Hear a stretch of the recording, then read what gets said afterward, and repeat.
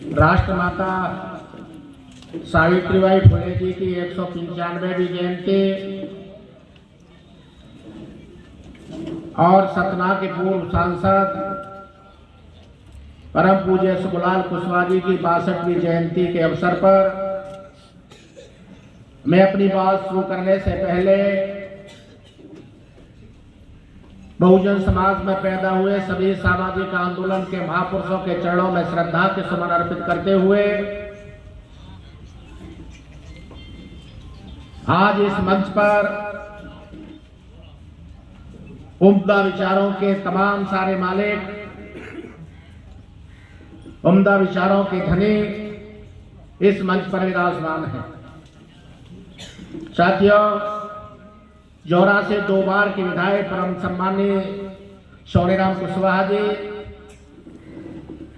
भाई रणजीत गुर्जर जी, हमारी पार्टी के पूर्व भिंड के जिलाध्यक्ष मान सिंह कुशवाहा जी, परम सम्मानीय अंगद सिंह जी कुशवाहा और मंच पर उपस्थित मेरे सभी सम्मानित साथियों, आप लोगों ने हमारे तमाम सारे साथियों के ख्यालात सुने। जिन साथियों ने अपनी बात आप लोगों के बीच में रखी, वो सभी साथी एक ही विश्वविद्यालय से निकले हुए हैं। हम सभी साथी आंदोलन के साथी हैं। हम सभी महापुरुषों की विचारधारा से ओतप्रोत है। कोई किसी भी दल में हो, लेकिन हर किसी की इच्छा है कि जो हमारे महापुरुषों का सपना था वो पूरा होना चाहिए। निश्चित तौर पर साथियों, आज देश के हालात बहुत खराब हैं।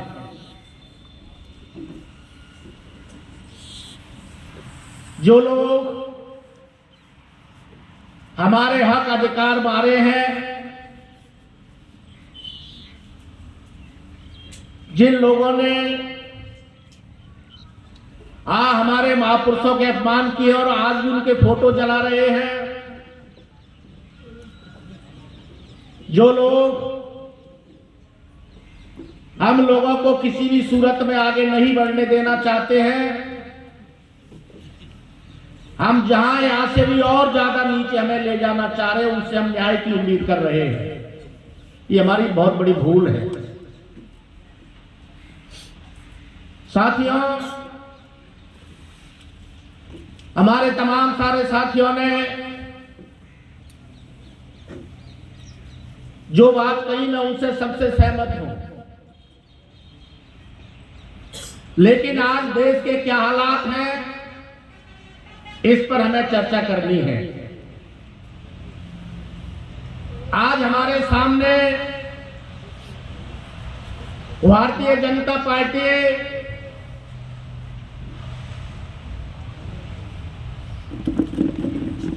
जो आज सत्ता में है,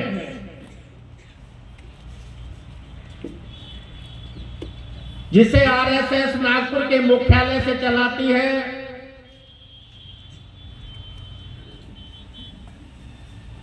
जिस मुख्यालय को बावन मेश्राम जी ने 22 तारीख को घेरने की बात की है, उस मुख्यालय से भारतीय जनता पार्टी का संचालन होता है। और वो समय समय पर ये देखते हैं,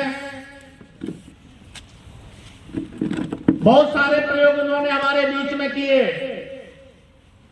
और उन प्रयोगों के माध्यम से वो ये जानना चाहते हैं कि देश का बहुजन समाज किस स्थिति में है, कितना संगठित है, कितना समझदार है। साथियों, आरएसएस के लोगों ने, आपने देखा होगा, कभी गणेश जी को दूध पिलाते हैं, कभी ड्राइवर की कलाई पुजवाते हैं, कभी बड़ी बहन छोटी बहन को जलेबी खिलाती है, कभी पत्तों पर नागिन छपाते हैं, कभी चुटिया कटती है, कभी सिलवट्टा खोटे जाते हैं, और ये सब हम करते हैं। बड़े शर्म की बात है कि देश के प्रधानमंत्री जब कोरोना काल आया था उस समय पर तालियां बजवा करके कोरोना भगा रहे थे, थाली बजाकर कोरोना भगा रहे थे। हॉस्पिटलों की क्या जरूरत है? दिए जलाओ, लाइट बंद करो, कोरोना भाग जाएगा। मेरे साथियों, मैं आपको बता देना चाहता हूं, निश्चित तौर पर कांग्रेस पहले कुछ नहीं रही हो, कांग्रेस के नेताओं ने पहले कुछ भी किया हो, चाहे वो आपकी समझदारी की वजह से, चाहे आपकी ताकत की वजह से, या कांग्रेस समय से सत्ता में नहीं है उसकी वजह से, आज कांग्रेस को कुछ तो हमें याद आए। मैं आपको बता देना चाहता हूं साथियों, मैं धन्यवाद देना चाहूंगा राहुल गांधी जी को कि जब इस देश का संविधान खतरे में है, ये भारतीय जनता पार्टी और आरएसएस के मोहन भागवत ये नहीं चाहते कि परम पूज्य बाबा साहब डॉक्टर अम्बेडकर का संविधान से ये देश चले। मोहन भागवत ने एक बार नहीं बल्कि कई बार कहा कि ये संविधान पुराना हो चुका है, अब इसकी जरूरत नहीं है, हमारा नया संविधान बनके तैयार हो गया है। जिस दिन डॉक्टर अम्बेडकर ने मसूमृति जलाई थी 25 दिसंबर 1927 को, उस दिन हम उस नए संविधान को लागू करेंगे। लोकसभा के अंदर में जब हाउस चल रहा था तब नरेंद्र मोदी के केंद्र के मंत्री अनंत हेगड़े ने कहा था कि हमारी सरकार की पहली प्राथमिकता भारत के संविधान को बदलना है। और यही बात उत्तर प्रदेश के भाजपा के सांसद साक्षी महाराज ने कहा कि 2024 का लोकसभा का चुनाव भारत का आखिरी चुनाव होगा। जैसे रूस में, चीन में, जापान में, फ्रांस में, उत्तर कोरिया, दक्षिण कोरिया देश के 18 देशों में जैसे चुनाव नहीं होते हैं, उसी तरह से भारत में भी 30 साल तक कोई चुनाव नहीं होंगे, ये साक्षी महाराज ने कहा। यही बात मधु मिश्रा ने कहा, ज्योति मिर्धा ने कहा, अरुण गोविल ने कहा, भारतीय जनता पार्टी के बड़े बड़े नेताओं ने कहा कि ये भारत का संविधान हमें किसी भी सूरत से स्वीकार नहीं है। साथियों, 2019 के लोकसभा के चुनाव में भारतीय जनता पार्टी को 350 सीटें मिली लोकसभा में। एनडीए की सरकार थे, 350 वाली भाजपा की एनडीए की सरकार ने नोटबंदी की,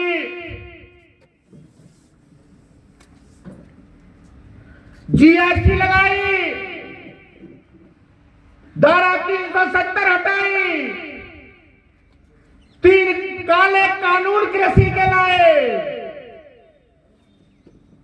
350 की सदस्य वाली संसद ने सब कुछ किया, जो उन्होंने चाहा वो किया। चुनाव आयोग का कैसे गठन होगा वो किया, सीबीआई का कैसे होगा वो किया, उन्होंने जो चाहा वो किया।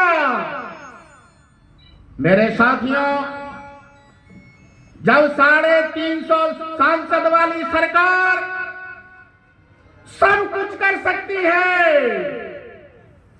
तो फिर 400 पार के नारे का मतलब क्या है, मैं आपको बता देना चाहता हूं। मोदी ने कहा, अमित शाह ने कहा, भाजपा के कई नेताओं ने कहा, और मंच में कहा, पूरे देश में कहा कि अब की बार 400 पार, अब की बार 400 पार। एक मेरे भाइयों ने आपको बता देना चाहता हूं, जब 350 पे तुम सब कुछ कर रहे हो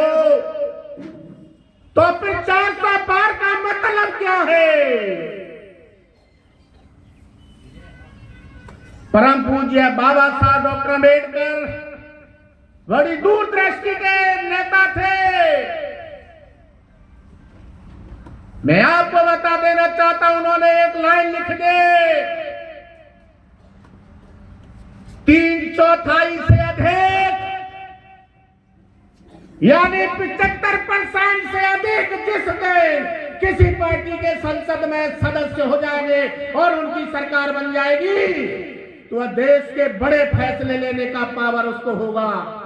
वह फैसला चाहे देश को हिंदू राष्ट्र बनाने का हो, चाहे आपकी संपत्ति राजसात करने का हो, चाहे इस देश से चुनाव को बंद कराने का हो, ये सारे बड़े फैसले लेने का पावर उस सरकार को होगा। मेरे साथियों, जब ये बात इस देश के समझदार लोगों को पता चला कि आरएसएस और भाजपा की नियति खराब है, इनके मन में खोट है, परम पूज्य बाबा साहब डॉक्टर अम्बेडकर ने जीवन भर संघर्ष करने के बाद 1930, 31 और 32 के राउंड टेबल कॉन्फ्रेंस में जो लड़ाई लड़ी, जो हक अधिकार उन्होंने मांगे, परम पूज्य बाबा साहब डॉक्टर अम्बेडकर के एक एक करके चारों बेटे कुर्बान हो गए। पैसे के अभाव में, इलाज के अभाव में, दवाओं के अभाव में। लेकिन उस व्यक्तित्व को यह पता था कि हजारों सालों से गुलाम है यह समाज, जिसकी देश में रियासतें हुआ करते थे, जो इस देश के मालिक थे, जो ये हुक्मरान थे, आज अपने ही देश में गुलामी, लाचारी, मजबूरी और बेबसी की जिंदगी जी रहे हैं। यही एक मौका है, अगर ये हमारे हाथ से चला गया तो फिर पता नहीं कितने हजारों साल ये फिर गुलाम रहेंगे। तब बाबा साहब डॉक्टर अम्बेडकर ने लड़ाई लड़ने के बाद भारत के संविधान में हम लोगों को सबसे बड़ी पावर दी, वोट की पावर।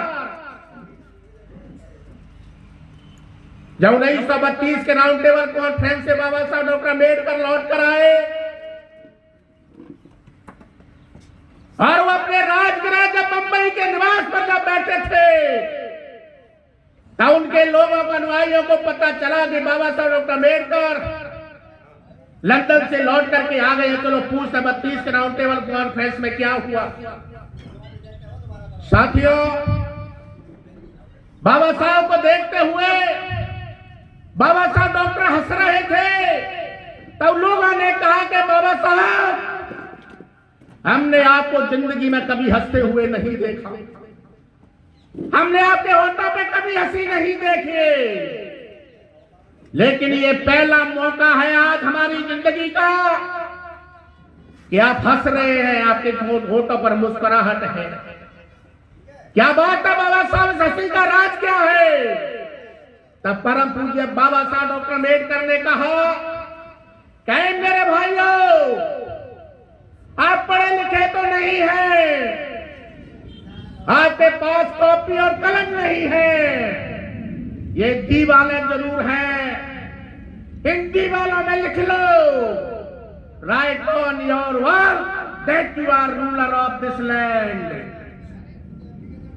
जिस दिन आप इस वोट की कीमत का एहसास करोगे, इस वोट की कीमत को पहचान जाओगे, इसे अपने पक्ष में चलाना शुरू कर दोगे, उस दिन आप इस देश के फिर हुक्मरान बनोगे। 1932 में बाबा साहब डॉक्टर अम्बेडकर ने कहा, जब 26 जनवरी 1950 को बाबा साहब डॉक्टर अम्बेडकर ने संविधान में तमाम सारे मौलिक अधिकार लिख करके जब 26 जनवरी 1950 को दिल्ली के लाल किले में इस देश के प्रथम प्रधानमंत्री पंडित जवाहरलाल जी नेहरू और देश के प्रथम राष्ट्रपति डॉक्टर राजेंद्र प्रसाद और गृह मंत्री सरदार वल्लभ भाई पटेल के हाथ में जब भारत का संविधान सौंपा था, और संविधान सौंपते समय पर बाबा साहब डॉक्टर अम्बेडकर की आंखों में आंसू आ रहे थे। जब वो नीचे उतर के आए तो लोगों ने कहा, बाबा साहब संविधान आपने लिखा है, बहुत अच्छा लिखा है, तमाम सारे मौलिक अधिकार हमें दिए हैं, और उसके बाद भी आपकी आंखों में आंसू है। तब बाबा साहब ने कहा कि मेरे भाइयों, संविधान बहुत अच्छा है, मैंने लिखा है, लेकिन ये संविधान अच्छा जब ही साबित होगा जब अच्छे हाथों में होगा। और ये कितना भी अच्छा संविधान है, अगर गलत हाथों में होगा तो ये अच्छा संविधान भी किसी मतलब का नहीं होगा। ये बाबा साहब डॉक्टर अम्बेडकर ने कहा था। मेरे साथियों, आज हम यहाँ जो भाषण दे रहे हैं, जो बोल रहे हैं, हम विधानसभा में चुनकर पहुंचे, सोनाराम जी 2 बार पहुंचे, यहाँ तमाम सारे प्रतिनिधि यहाँ बैठे हैं। हम जो कपड़े पहने हैं वो सब संविधान की वजह से है। आज हमें जो मान सम्मान, हक, अधिकार, नौकरी चाकरी, रोजगार, व्यवसाय, पोल पुलिया, एमएलए, एमपी, मंत्री, मिनिस्टर, जो सब कुछ मिल रहा है वो संविधान की वजह से मिल रहा है। इसीलिए ये भारतीय जनता पार्टी संविधान को खत्म करना चाहती है। इसमें सबसे बड़ी पावर वोट की है। ये अपना कानून लाकर इस देश का चुनाव बंद कराकर तुम्हारे वोट को छीनना चाहते हैं। मैं आपको बता देना चाहता हूं मेरे साथियों, जिस दिन ये वोट का अधिकार हमारा छिन गया, उस दिन तुम्हारी हमारी सबकी औकात कुत्ते और बिल्लियों से बुरी हो जाएगी, कोई पूछने वाला नहीं होगा। मैं विश्वास और भरोसे के साथ मैं कह रहा हूं, इस वोट में वो पावर है, इस वोट में वो ताकत है। अभी तक हमने इसकी ताकत का एहसास नहीं किया है। मैं आपको बता देना चाहता हूं वोट की पावर। इस देश के अंदर में जितना भी हीरा, मोती, नीलम, पन्ना, जवाहरात, बॉक्साइट, कोयला, खनिज संपदा, वन संपदा, सरकार सबको उठा करके तराजू के एक पल्ले में रख दो, और एक पल्ले में आपका एक वोट रख दो, उसके बाद भी आपके एक वोट की कीमत वसुंधरा की सारी खनिज संपदा, वन संपदा और सरकार से भी ज्यादा। मैं आपको बता देना चाहता हूं इतनी कीमत है इसकी। नदी के किनारे जो बालू पड़ी रहती है, और उस बालू रेता के कणों को गिनने वाला न तो कोई माई का लाल पैदा हुआ, और न किसी माई के लाल ने ऐसा कंप्यूटर बनाया कि उसके कणों की संख्या को गिन दे। इतनी है इस वोट की कीमत। साथियों, एक बैंक में करोड़ों अरबों रुपया रखा रहता है, और उसकी रखवाली के लिए एक रिटायर्ड फौजी 12 बोर की बंदूक लेकर के उसकी रखवाली करता है।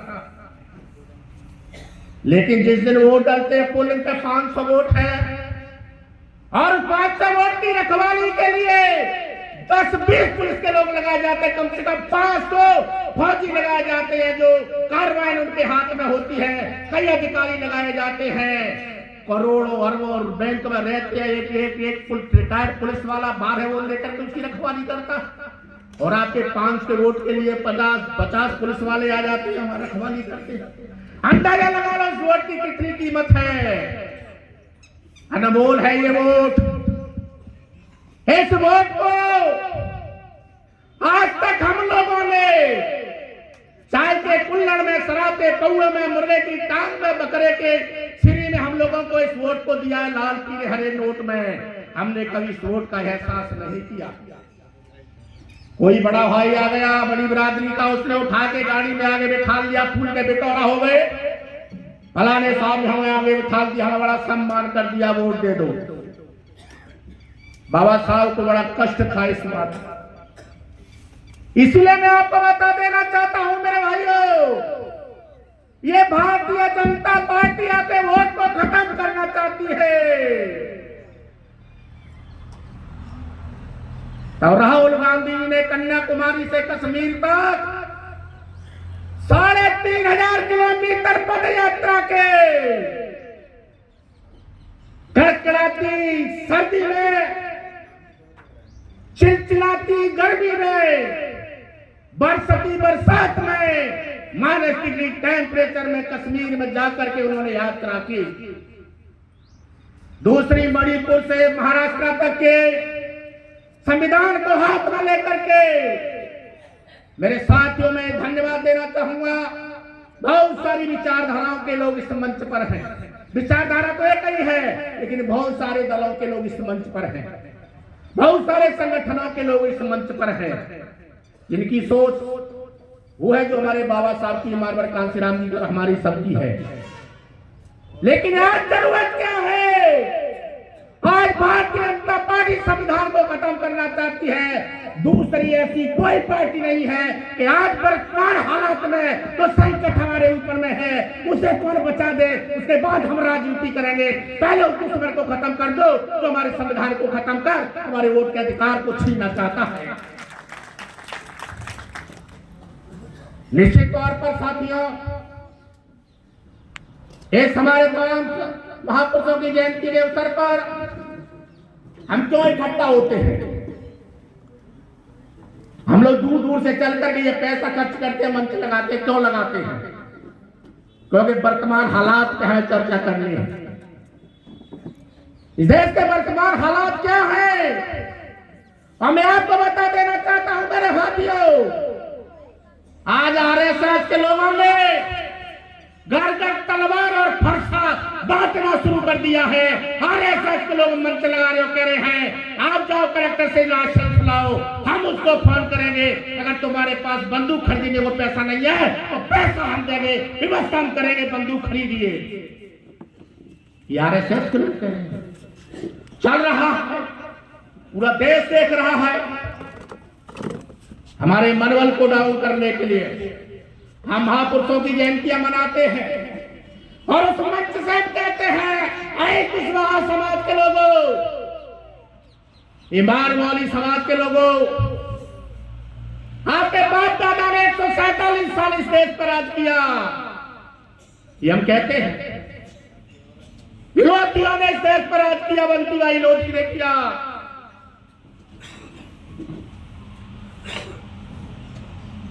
होलकर जी ने राज किया।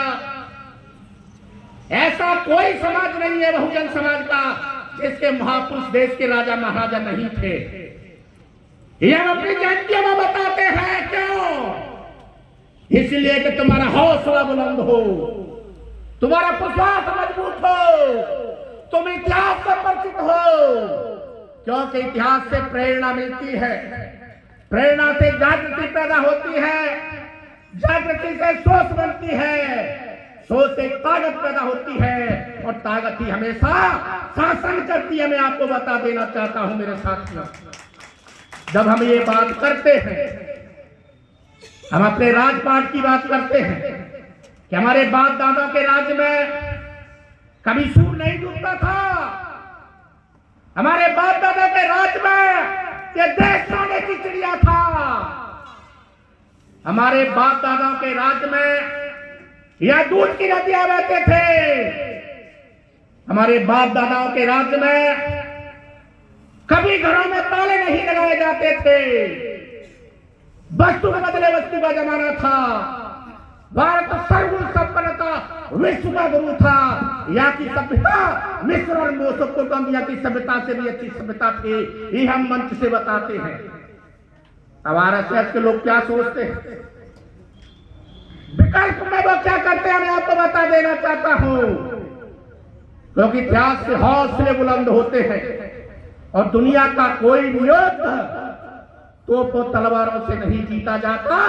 युद्ध हमेशा हौसला से जीता जाता है। मैं आपको बता देना चाहता हूं मेरे भाइयों, जिसके हौसले बुलंद है वही युद्ध जीतता है और जिसके हौसले पस्त है वो कितना भी बहादुर हो युद्ध नहीं जीत सकता। हम इतिहास बताकर तुम्हारे हौसले बुलंद करना चाहते हैं। उधर आरएसएस के लोग एक कुशवाहा समाज के बेटे को पैर धुलाकर पानी पिलाता है। हमारे महापुरुष बाबा साहब की फोटो जलाई जाती है, कथा कहने पर सर मुड़वाया जाता है, औरत की पेशाब कर छिड़का जाता है, शुद्ध किया जाता है। अखिलेश यादव सीएम हाउस जब खाली करते हैं तो गौमूत्र से उसको साफ किया जाता है, मंत्र वहां पढ़े जाते हैं। ये वो क्यों करते हैं? क्योंकि तुम्हारे हौसले पर ये तुम्हारी आंखा दे, तुम्हारा हौसला बुलंद ना हो, इस कैसे समय समय पर इस तरह की ये बातें करते हैं। मेरे साथियों का काम है वो, हमारा काम है हमें अपने समाज को आगे बढ़ाने का। इस मौके पर आपने हमारे तमाम सारे साथियों के ख्याल सुने। मैं आप लोगों से ज्यादा समय नहीं लेना चाहूंगा।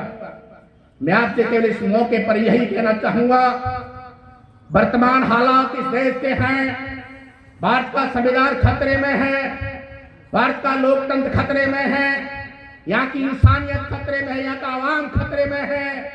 इसे बचाने के लिए हम सबको मुख्य धारा से जुड़कर राहुल गांधी जी के साथ खड़े होकर हम संविधान को बचा लो, फिर राजनीति करेंगे। लंबा समय पड़ा है। आप सबको बहुत बहुत धन्यवाद। जय भीम, जय भारत, खुदा हाफिज़, सत श्री अकाल, वाहे गुरु, धन्यवाद।